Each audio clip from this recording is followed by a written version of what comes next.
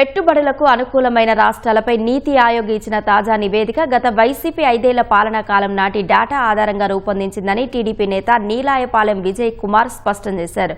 2019-24 YCP పాలనలో AP పెట్టుబడుల అనుకూలతలో 8వ స్థానానికి పడిపోయిందని ధ్వజమెత్తారు. ప్రస్తుత ర్యాంకింగ్ కూటమి ప్రభుత్వానికి చెందినది కాదని, వైసీపీ పాలనకు సంబంధించినవేనని విజయ్ కుమార్ తెలిపారు.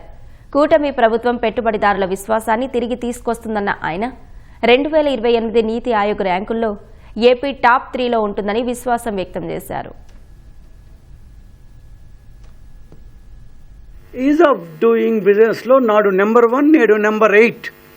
అంటే మేము ఉన్నప్పుడు నెంబర్ 1, ఇప్పుడు నెంబర్ 8 అని. ఈజ్ ఆఫ్ డూయింగ్ బిజినెస్ని స్క్రాప్ చేసి 5 సంవత్సరాలు పూర్తి అయిపోయింది.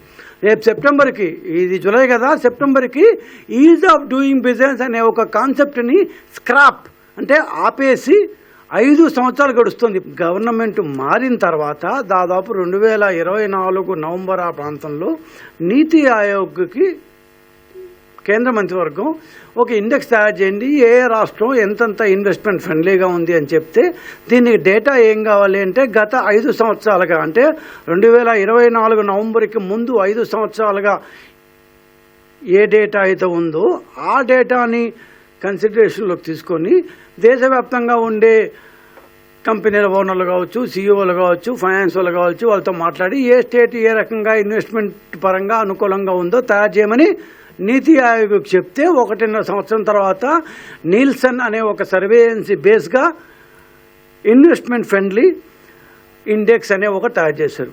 ఈ నీతి ఆయోగ్ అనేది మా యొక్క ప్రభుత్వానికి సంబంధించిన మార్కుల లిస్టు కాదు.